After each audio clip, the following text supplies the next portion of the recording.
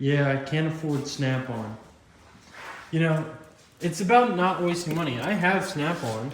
It's just, why are you gonna buy a Snap-on wrench and spend 215 bucks like this one, the 100th anniversary, when you could buy a gear wrench like this one, does the same job, right? But this whole set came with this one, the 1/4 inch, and the 1/2 inch. It was $108 when I bought it.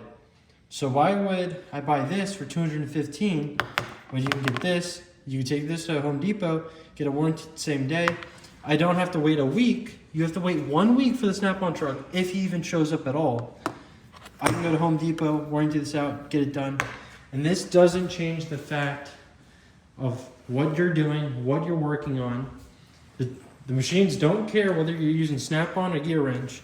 And I've used this for 5 years and it hasn't broken. And I've seen more of these warrantied out of the shop than you can imagine. And actually, I barely even use this one because I'm so scared of scratching it because it costs so much.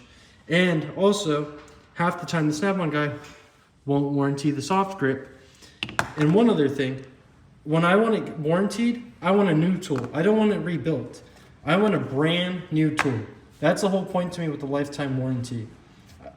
So, yeah.